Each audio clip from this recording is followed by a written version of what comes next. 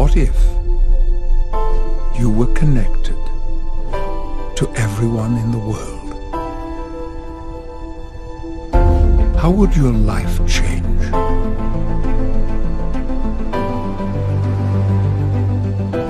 What if you could see the patterns,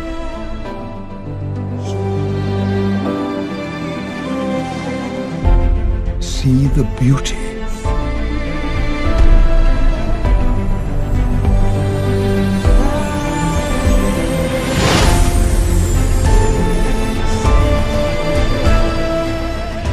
new ideas in science,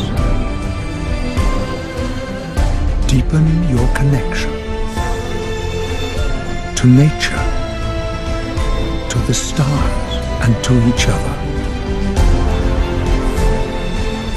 Learn to see the world differently.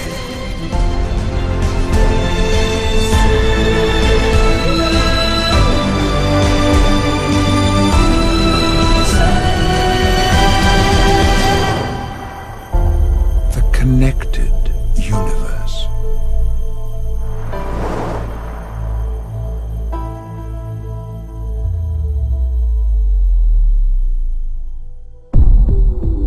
Do we truly see the universe when we open our eyes? Do we see the vast potential that's inside of us? First came fire, then came steel. And it wasn't long before we started asking some big questions. Who am I? Why am I here?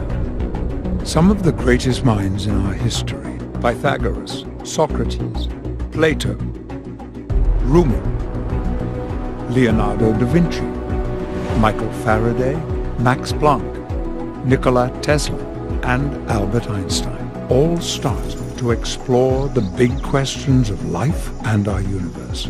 Their collective work points to something very important, that we might be far more interconnected than anyone had ever thought. Their ideas were way ahead of their time, so they left hidden messages for others to find later, because in their day they could only share their knowledge with a few people.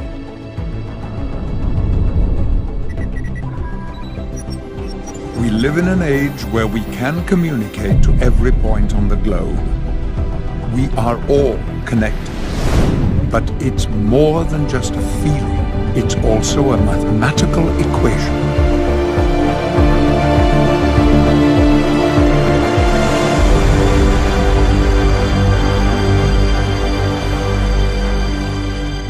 But the idea that we are all connected sounds like a platitude to many of us.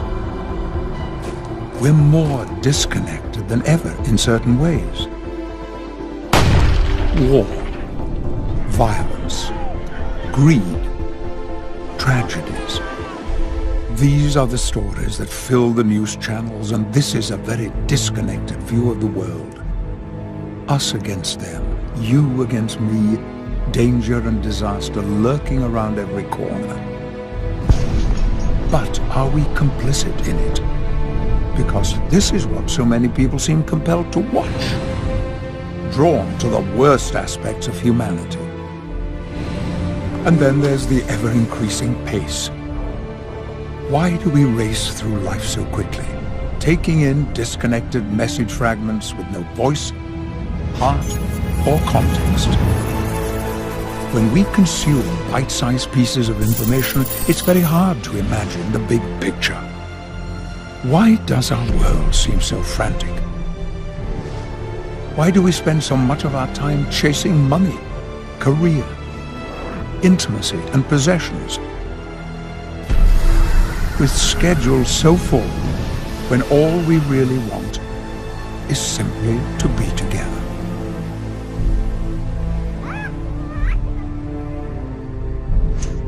For all of our progress, we've lost connection to the one thing that really matters.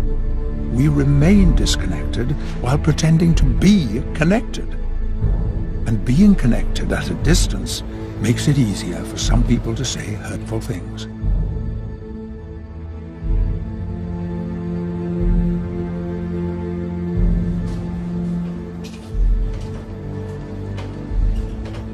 We have trouble staying connected to the ones we love, let alone the rest of humanity.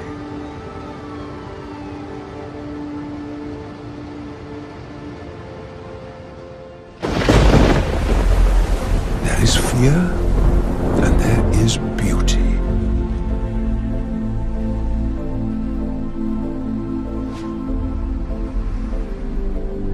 Which world do we want? How we connect with the world changes our experience of the world. There is hidden mathematics that underlies all of creation. Nassim Haramein believes the world is profoundly connected. Our universe is filled with mystery. Our planets, stars and galaxies account for only 4.9% of the matter of the universe. So what makes up the rest of the universe? Is it dark matter? Is it dark energy? There is a large amount of unexplained energy in our universe. In 1992, the NASA Cosmic Background Explorer detected fluctuations in the background energy of the universe. To explore this mystery, we need to remember the words of Nikola Tesla. If you want to understand the universe, think in terms of energy, frequency, and vibration. There is a flow of the energy of the universe around you and a flow of the energy of the universe inside of you.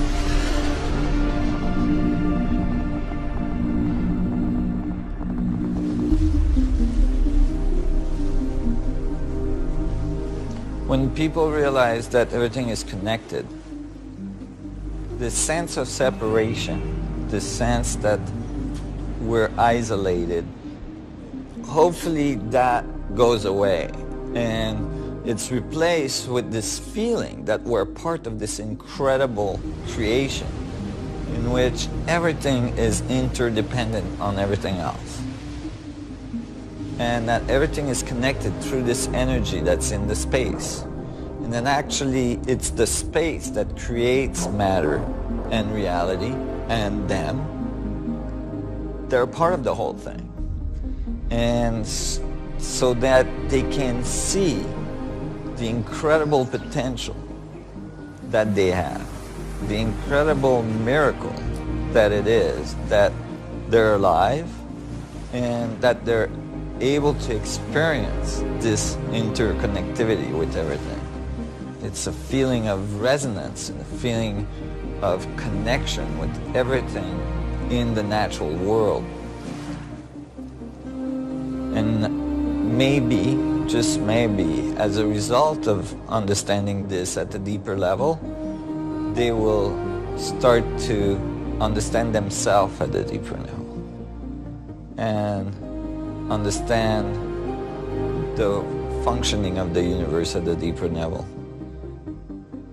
and that it will give hope to people.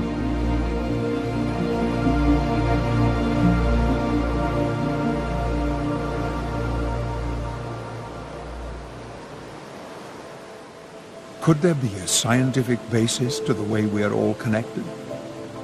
Albert Einstein changed the world with one equation. Yet he knew that his greatest work, to create a single unified theory of the universe, was never finished. Einstein knew how important it would be to humanity if this could be discovered, and he kept searching for answers. But before he could solve it, he ran out of time. Others have built on the work of Albert Einstein in the search for a unified theory of everything.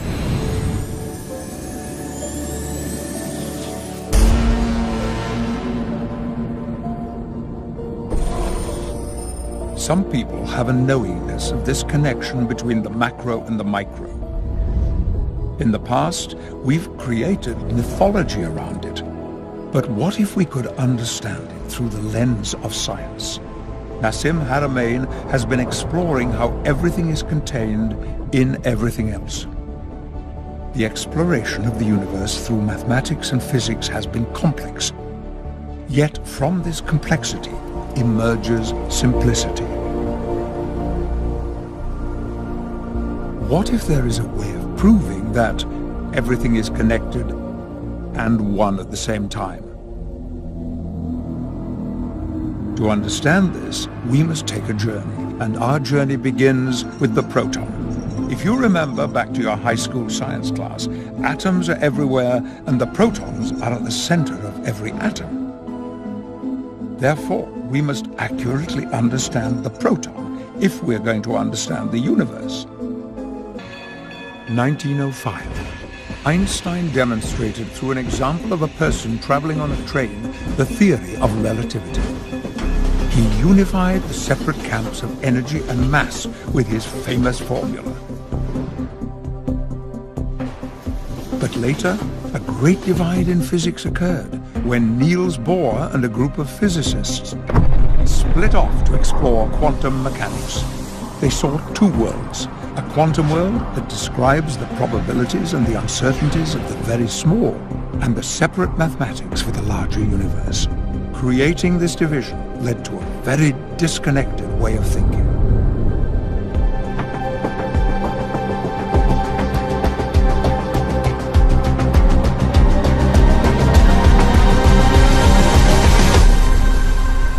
Nassim Haramein, the Director of Research for the Resonance Science Foundation, has been on a lifelong search to discover a unified theory of everything.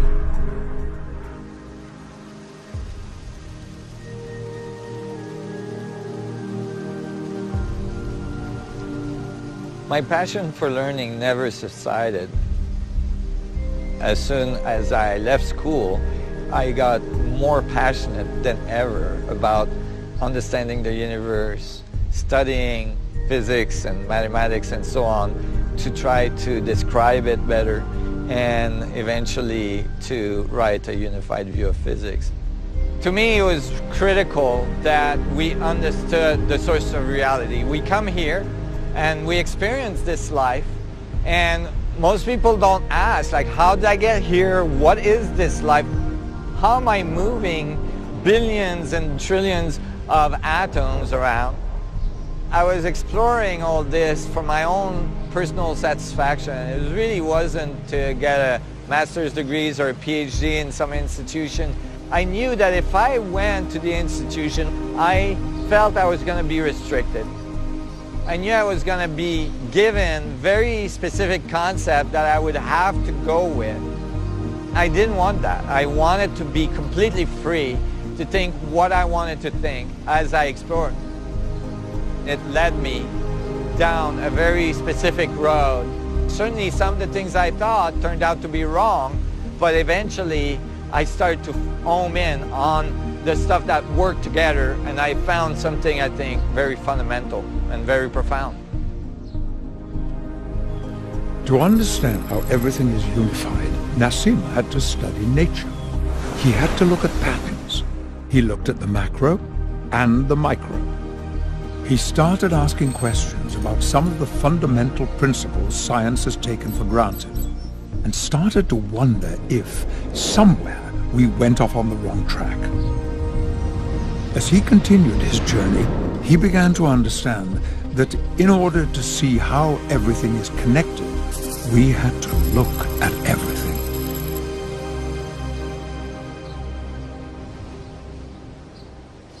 Everything we experience as reality is actually made up of 99.99999% space. The little part that's not space, or the little part we define as something, the material world, is actually just a little oscillation, a little electromagnetic boundary that we are bumping against, and we call that our reality. We call that a stone, an atom, we call that the water, the sand, or a star, a galaxy. And so maybe instead of looking at matter, defining the space, I start to think maybe it's space that defines matter. It is fascinating to realize that if you remove the empty space in every atom of every human being on the planet and compress it all together, all of humanity would fit into the size of a sugar cube. Granted, it would have the density of a neutron star and weigh approximately 478 million tons, but this helps us to visualize the importance of understanding that every one of us are made of mostly empty space. But as it turns out, that space is not empty. It was found that space-time at the quantum level is fluctuating with intense energy level, full of dynamic energy components. We are not only talking about the space outside of our planet, we are talking about the space inside each and every atom of your body. Every single human on this planet has this in common. Regardless of race, color, or religion, we are all individual beings, yet this dynamic energy of the universe is constantly flowing through all of the space inside each one of our atoms, connecting us all. This helps us understand the profound quote of the Sufi poet Rumi, who said, "You are not a drop of water in the ocean. You are the entire ocean in a drop." You can literally feel the force of the universe inside you and flowing through you, connecting you to everything, because you are a part of everything through this dynamic energy. The great theoretical physicist John Archibald Wheeler, a colleague of Einstein, said, "No point is more central than this, that empty space is not empty. It is the seat of the most violent physics." The theoretical physicist David Bohm explained, "Space is not empty. The universe is not separate from this cosmic sea of energy." And Albert Einstein said, "Physical objects are not in space, but these objects are spatially extended as fields. In this way, the concept of empty space loses its meaning." This underlying background energy that exists everywhere in space is described in physics as the vacuum. What if there was a way to connect to this vacuum energy rather than depleting our natural resources?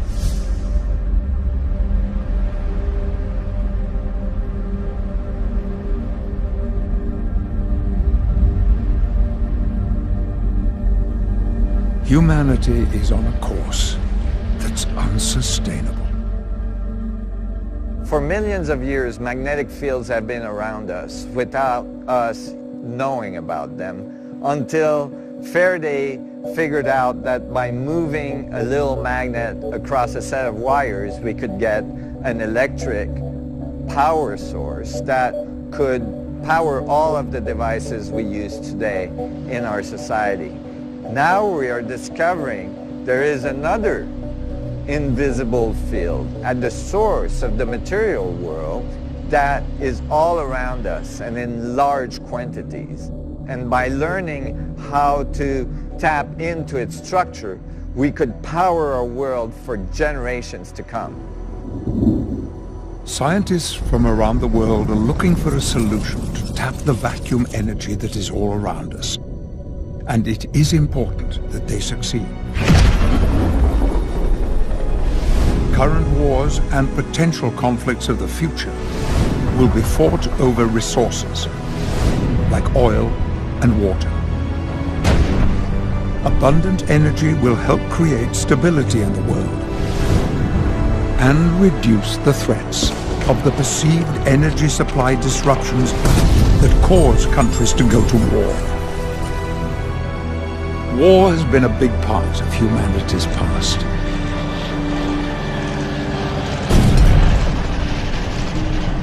But does it need to be a big part of humanity's future? War has brought untold sorrow and suffering to mankind, and it is perhaps the strongest example of what can happen when we become so disconnected. Gandhi said, "An eye for an eye makes the whole world blind."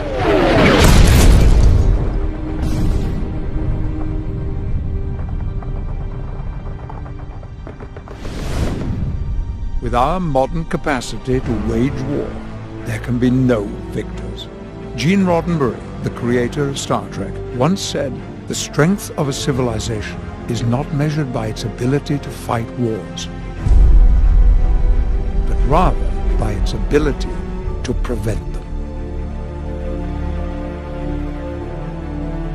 Learning how to harness this vacuum energy all around us could have profound implications, but it will require a paradigm shift. Some of the greatest advances in science have come from people with the courage to pursue ideas that challenge the accepted wisdom of the time. It was common for these new ideas to meet with rejection at first. Galileo was imprisoned. People resisted Faraday because he had limited formal education. And do you know what happened when Einstein published his great works in 1905? Nothing happened. People didn't connect to his ideas. The only person who really saw what Einstein had done was Max Planck, who would become the father of quantum theory. Pursuing an independent path outside the academic world has been extremely difficult.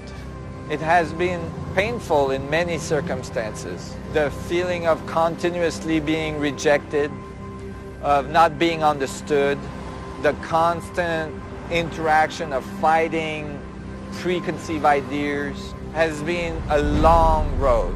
However, it has forced me to be more accurate, to continue digging deeper, and to be extremely careful about my calculations and how I bring them into the world. So it has served a certain purpose.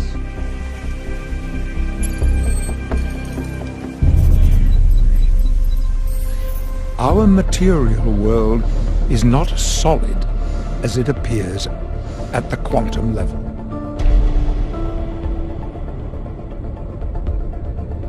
As Tesla put forth nearly a century ago, we need to think of the universe as energy, frequency, and vibration, not as solid physical forms.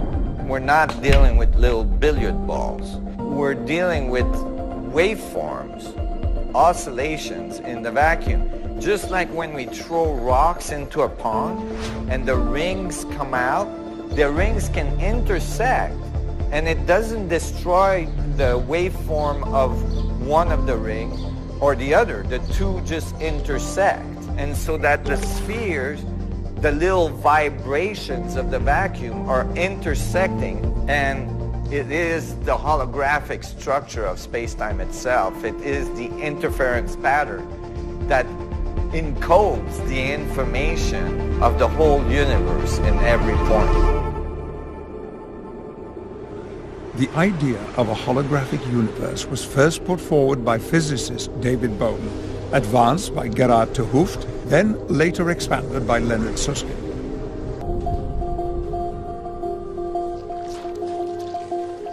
We often hear the sentence or the concept, everything is connected, it's all one. We hear that from even masters in ancient civilization or modern thinkers, philosophers, spiritual people. And it's a great concept. For many people, it resonates as something true. But how is that true? Some of the work I've been doing starts to open the door to understanding the dynamics and the mechanics on how everything is connected, so that it's no longer just a dogma or an idea, but it's actually based on the physics of reality.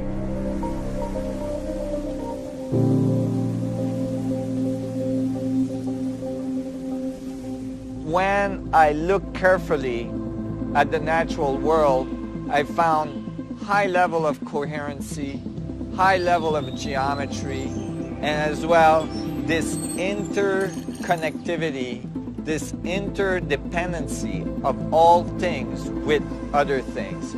The whole system functions together in a balanced way.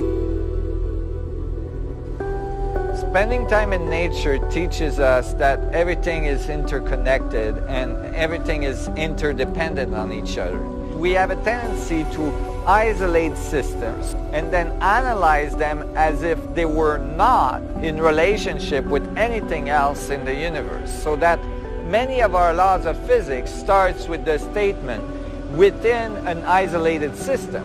But then if you look up isolated system in the physics dictionary, you find that no such thing has ever been found. That is, nothing can be isolated completely from everything else in the universe. Gravitational fields cannot be isolated, electromagnetic fields, and so on. So we need to write science that takes account of the relationship of all things with each other. And I think if we want to find the fundamental principles of creation, we have to experience nature from an experiential base. And then the mathematics should come together simply and show beautiful results. It's too easy for scientists to get into the laboratory and just keep trying to work out the theory and lose contact with the natural world.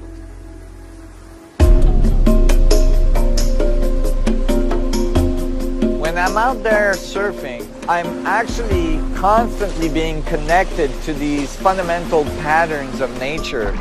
The particles going up and down in the wave, the energy wave pushing me through the ocean, getting inside a barrel, the big vortex, and the dynamics of the vortex.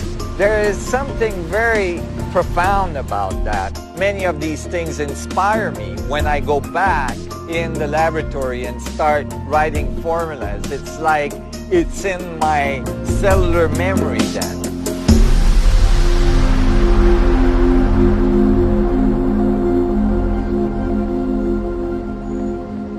For many of us in cities, nature is but a faint memory.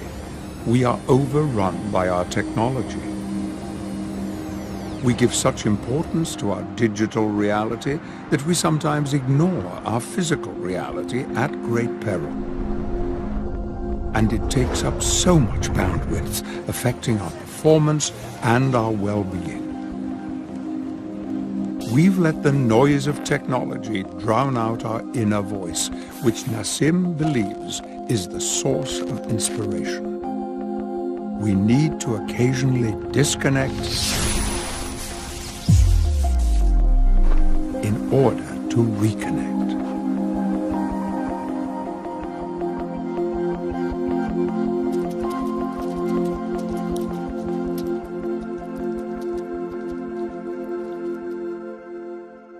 Some of the most beautiful times of my life were times where I was extremely isolated. So at that time, I was coming up to Whistler, Canada. More and more the interest I had in nature and physics and understanding the basis of reality was kind of taking over my interest. So I moved into a van to continue my research. I knew that if I could tough it out, minimize my expenses, I could get enough resources so that I could continue to work full-time, doing research, trying to find some clues as to how I could unify the forces of physics.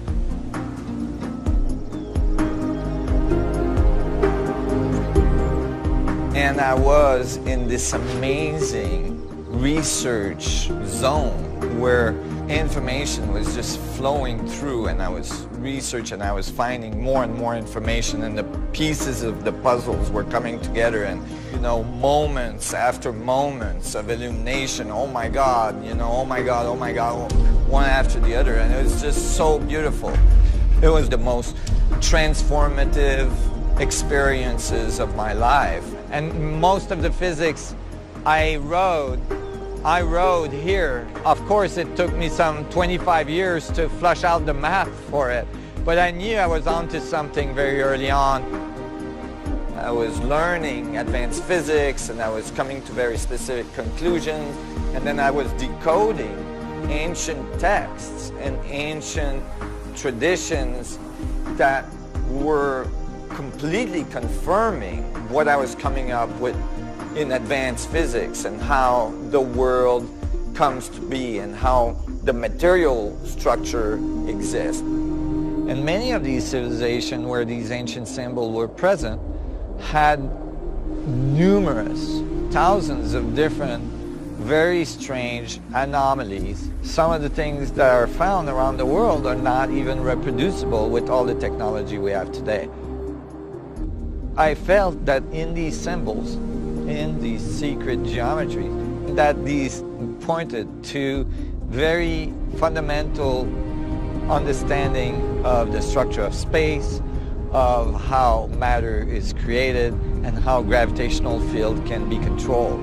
It was my intent that the theoretical studies I was making would eventually lead to advanced technologies that would allow us to control gravitational field and electromagnetic field in such a way that it could transform our civilization.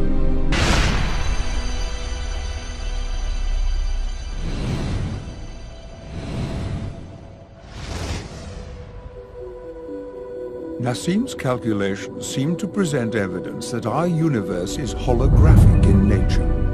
Another big question in our effort to understand the nature of things: is the universe random? Think of the amazing biodiversity of our planet, of all the living things. We live in a wondrous world. Think of the complexity of a chimpanzee.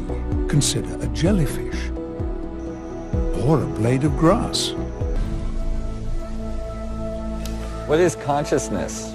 What is the experience of being self-aware?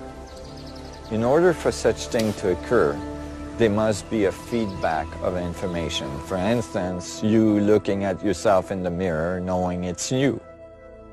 What if consciousness is actually a function of how space feedbacks on itself, which would be a dynamic that could generate self-awareness? Us feeding information to the structure of space-time, and space-time feeding information back in terms of our experience every day. This feedback mechanism could be the source of the self-organizing system that we see all around us at the biological level, and eventually becoming self-aware or conscious. This being the very extension of space-time looking back at itself and learning about itself.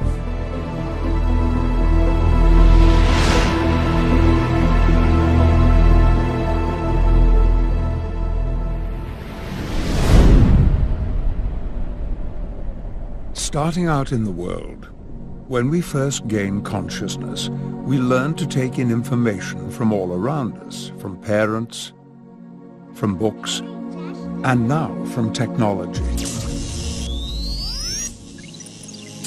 We are living in a time of information overload, and we are being bombarded by messages from everywhere.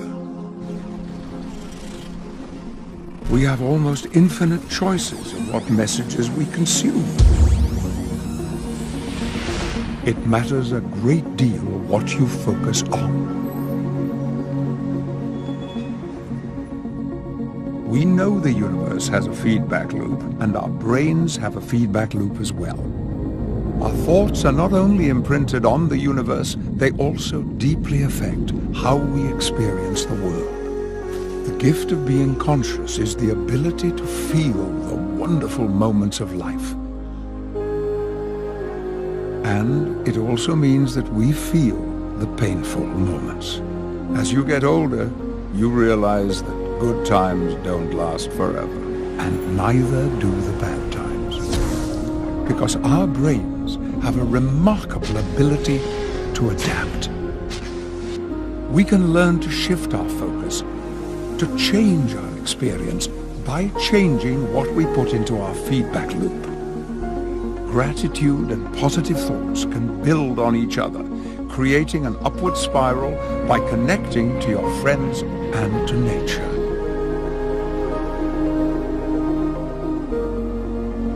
You have the power of the universe inside of you, and you can overcome anything in life.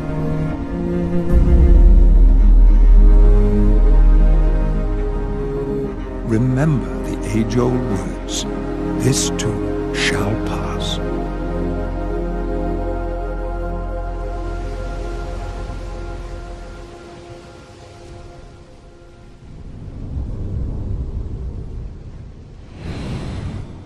As an individual, you put your thoughts and intentions out into the universe.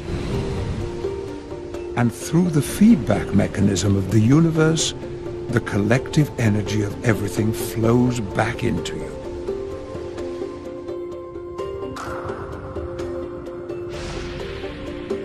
You are in a constant cosmic dance with the universe.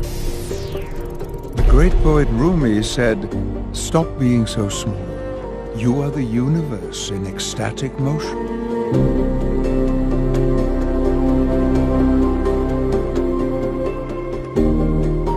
As individuals, we are powerful, but we have even greater power when we dance together, when we collectively focus our energy, when we share and focus the flow.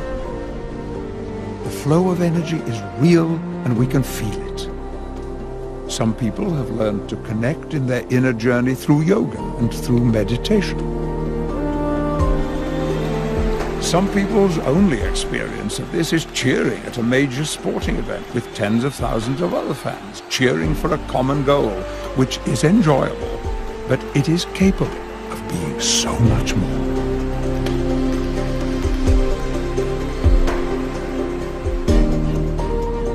Humanity is able to accomplish amazing things if we come together on a global scale to create positive change and elevate our collective evolution. You matter in the universe. You are part of the cosmic flow. I think that every person is an incredible miracle, and every person is critical to our evolution. Your body is an incredible example of interconnection and synergy.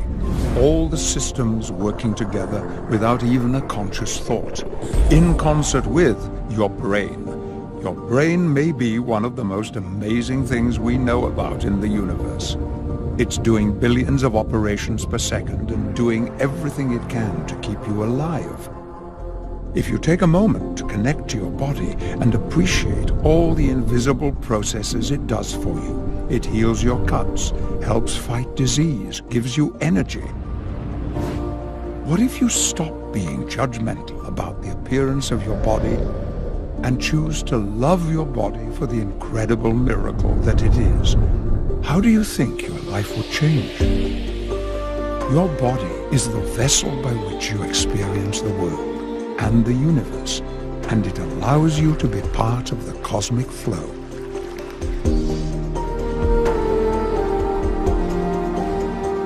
If people understood the miracle that they are, they would never be down on themselves. They would never feel like they are, less of. They would realize that they are part of an incredible will work of nature that they have access to, and that they have power in this universe. They can do things, they can transform things, they can transform themselves, and as a result transform the universe.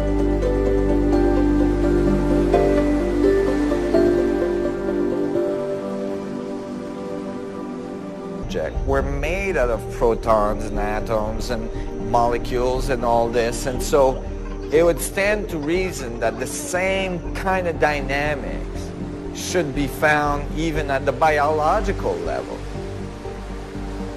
And that is what creation. Information and energy flow throughout the universe. For many people, The science of the interconnection of the protons is exciting because it resonates with the feeling of the connection of life. We feel the connection of life very deeply with our loved ones, our families, our pets, with the animals, with the amazing flow of nature and our connection to the natural world.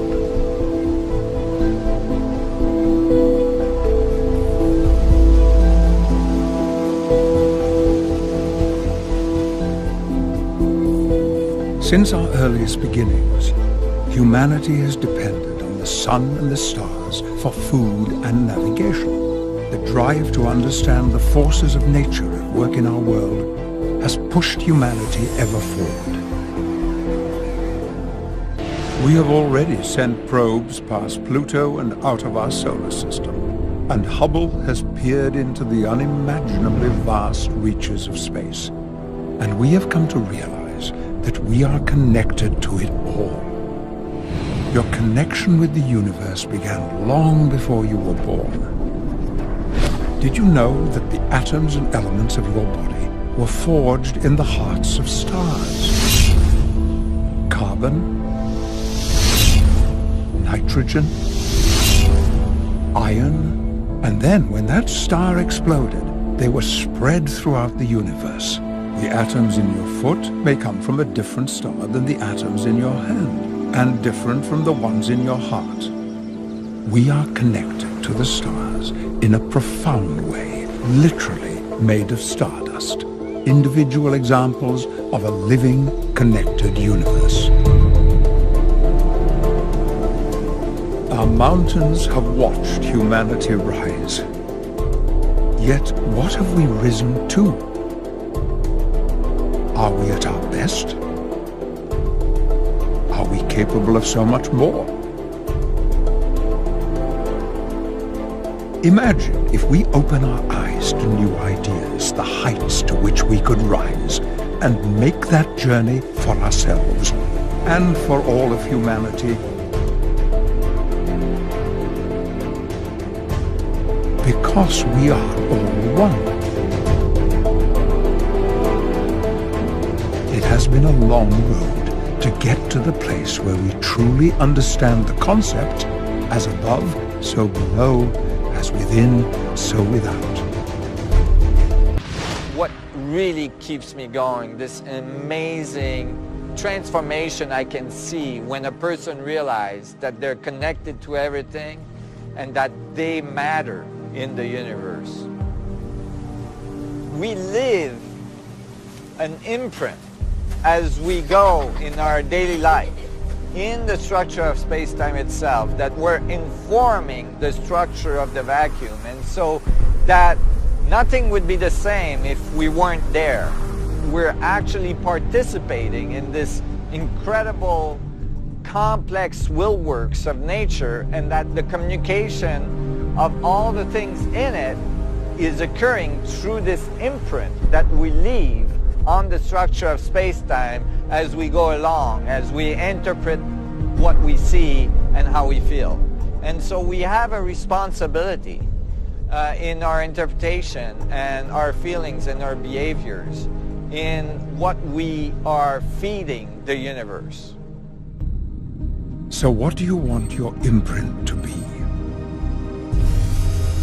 You have the power in every moment of every day to choose how you feel and to choose how you show up in the world. Your choices matter in your own life and the lives you affect all around you. We can look at the world through the eyes of a child again, be filled with wonder, imagine, create, explore, and question.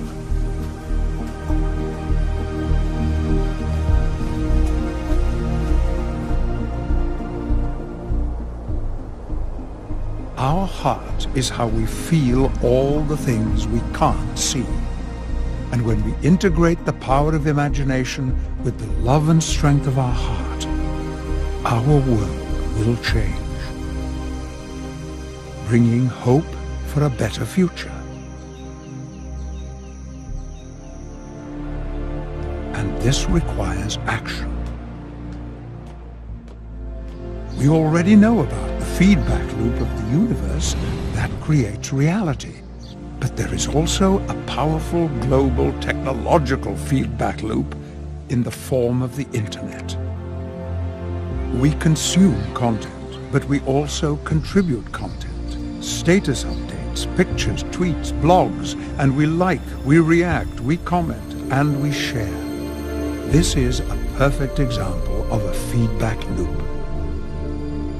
We live in an age where we can help each other solve problems like never before. One person has a problem, solves it, posts it, and we can all benefit from it with a few clicks on the web. Scientists from around the world can collaborate remotely and give each other feedback like never before. We are living in the most technologically connected time in history. So what are we going to do with this opportunity? Technology is a double-edged sword, and it can cut both ways. Many people think technology alone holds the key to creating a better future for humanity. But there is more to it than that. It is the consciousness with which we create and wield that technology that will significantly impact our world. And the choice is ours. We can choose to do more than just use technology to understand the mechanics of the heart. We can choose to listen to our heart, to connect to it, to be inspired by it, to learn to follow it, and to learn to use it to the fullest. Our heart is part of our grand connection to the universe. Together, we have the power to raise consciousness globally. We can make kindness go viral. We can actively contribute to creating a world where we focus on the good. We can renew hope, create solutions, and we can share old wisdom and new ideas.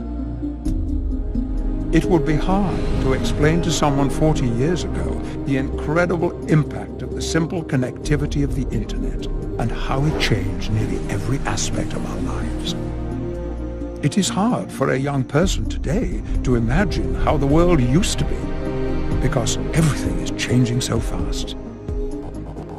Can you imagine what the future will be like in 20 years? Where will science take us? What will our technology look like? What will we learn when we stand inside a virtual reality proton and observe and interact with 3D visualizations of real-time experimental data? It's really exciting to see the interest that this new theoretical understanding is bringing. We're collaborating with industry and have now state-of-the-art laboratories to produce technological advancements that are critical for the evolution of our planetary system and our society, including energy production, gravitational control, and all these things. So a lot of incredible things are happening, and we're making great strides in achieving a whole new level of understanding of our universe, ourself in it, and a whole new level of technology to go along with it. It is estimated that human knowledge took 1,500 years to double for the first time. Then by 1900, it doubled every 100 years. By the 1940s, it doubled every 25 years. And in 2013, it is estimated that it doubled every 13 months. And that time span continues to get shorter. But knowledge alone isn't wisdom. Leonardo da Vinci said, "Learn how to see, realize that everything connects to everything else." From this place of connected understanding, he became very prolific across multiple disciplines, making innovations in science, in anatomy, in biology, in engineering, and in art. Da Vinci and the other great masters have shown us that we no longer need to go through life with blinders on and look at things as separate. We can all learn to expand our vision and see the beauty of the connections that are all around us. And we can build bridges connecting our different disciplines and integrate our knowledge from a higher perspective. Those very important moments where you read something or you look at a theory that's being propagated by the establishment. You have a choice to accept it as a truth and completely ignore what may be going on inside of you that may be saying something different. Or you might reflect on what you've learned, take what you think may be correct, and maybe see how you could add your view to it to transform it. For the last 30 years, Nassim Haramein has been willing to ask questions and explore new ideas, and this journey has yielded ever further advances. Now, his work with Dr. Amira Valbaker has led to being able to extend his holographic mass solution to accurately predict the mass of the electron, the hydrogen Bohr atom, and all the elements of the periodic table that make up our physical reality with an unprecedented level of accuracy, 1 order of magnitude more precise than the standard approach is able to predict. All of these innovations are yet another step closer in helping us to usher in a new era of unified physics. We live in a time of great possibilities. We're all in this world together, and we are stronger together than we are apart. We have the opportunity to unify, to imagine the change we want to see in the world, to advance our collective evolution and advance our approach to science. We can imagine the world from a connected perspective, to see ways to create new ideas in science, health, business, and in living more connected lives. Many people around the world are experiencing a feeling and a knowingness that something incredible is happening, that there is a great shift in consciousness taking place, and that people are awakening to the idea that the disconnected worldview can transition to a more connected way of being. This supports some of the most advanced philosophical and spiritual concepts that we find throughout the ages, from masters that have come and told us that everything is connected and we are all one. They told us that there is this background energy, which is the force that creates stars, planets, and life. Science is showing us that there are infinite possibilities to explore in the vastness of the universe, and you have almost infinite possibilities to explore within yourself. We can create a new future for ourselves, and we can co-create together a positive future for humanity when we explore our connected universe.